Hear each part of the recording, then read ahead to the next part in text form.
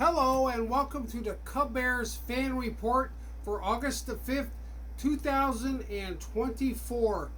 And what a day it's been for the Cubs and the Bears. The Cubs won the series 3 games out of 4 against the Cardinals, and they finished in great fashion on national TV with Justin Steele picking up the win, pitching well. The Cubs won 6-2, and the home run ball was present. The Bears bats the Cubs bats have returned along with the great pitching, and it was a disappointing loss. They should have swept the series. They lost on Saturday behind bad pitching, blowing a 4-1 lead and losing 5-4.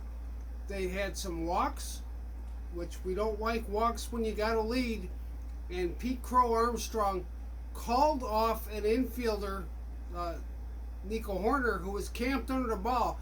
Don't need to call a guy off if he's camped under it and he's clearly going to make the play. But the rules are the outfield takes priority over the infield. Second base takes priority over first base. Shortstop takes priority over third base, and everybody takes priority over the catcher. But if you got a guy who's camped under it, it looks like he's easily going to make the play, don't call him off.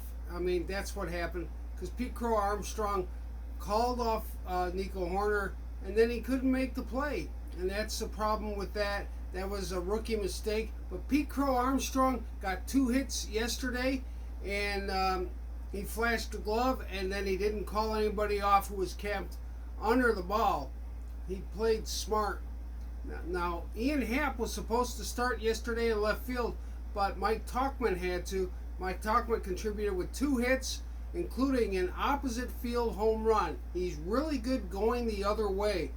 That's a lesson that my daughter has learned. She was very good. She hits left-handed, and she takes the ball the other way all the time. And that's something I instilled in her, and I like seeing Mike Tauchman do it. That's good hitting. Don't try to pull everything. Isaac Paredes is known for his pulling of the ball. Every single home run he's hit in his career has been pulled.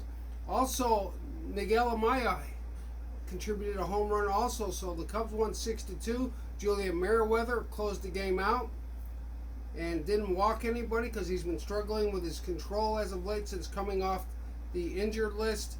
The entire bullpen of the Cubs yesterday did not walk a guy. So we got good pitching from Justin Steele. Struck out 6, walked 2. And so we're getting strikeouts. We're getting good strike pitches. We're not walking guys yesterday, and the Cubs have gone back into the pennant race. They are now 55-59 after being several more games below 500. They play the Twins tonight at 7:05. The Twins are 62-48. It'll be Kyle Hendricks against Festa. Kyle Hendricks got his earned run average down to 6.86. It used to be up around 12.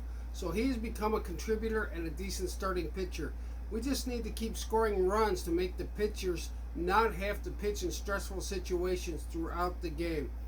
Score runs, that's key. Another thing I found out when I was looking up stuff about the Cubs and the Bears is the White Sox. The Chicago White Sox, who the Cubs will play this coming weekend, have lost 20 straight games. I don't know the last time anybody's lost that many games. That they are working their way toward a major league record, but I don't know what the record is. But I hope the Sox can win some this week. They play Oakland, who is not known to be the toughest franchise in Major League Baseball, and hopefully they can get at least one win on, because I don't want the Cubs to face them after they've lost 20 straight games, because the odds are they're due to win. I'd like them to win one game and then start a new losing streak with the Cubs in White Sox Park.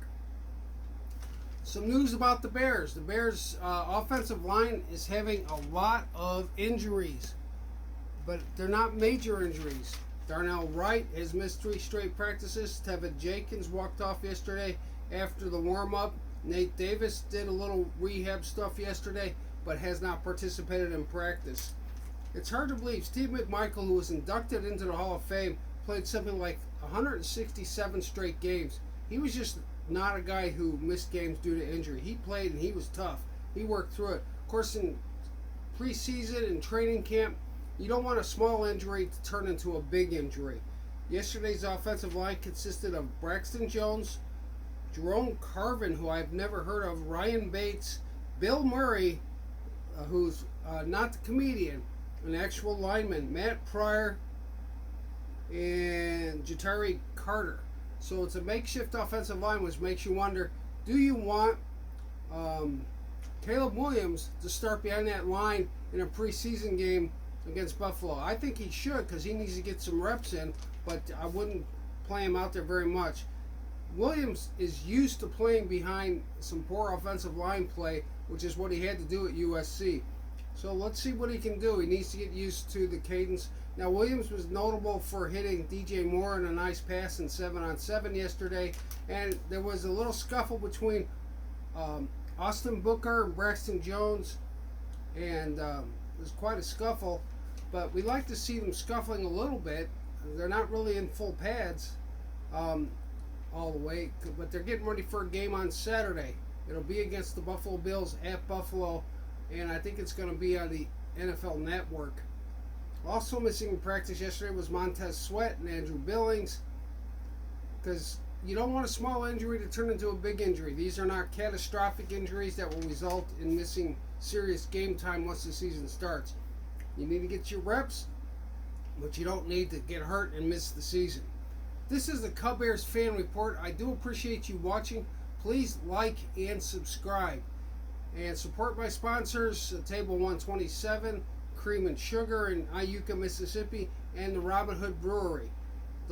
It's a fun place to hang out in Iuka. You've never heard of Iuka probably, but if you're headed toward Pickwick Lake on the Tennessee and Mississippi border, we are the place to stop on the way there and on the way back, because you can play in the light, do some fishing, swimming, whatever you want to do up there, and then stop in Iuka on the way back. But if you want to have breakfast, go to Cream and Sugar. If you want to have beer, go to Robin Hood. If you want to sing karaoke on Friday nights, I suggest you go to Table 127, where they have some really good food. Iuka is a happening place. I'm kind of glad I moved here. Iuka, Mississippi. This is the Cubbears Fan Report. Please like and subscribe. I appreciate you watching. Have a great day.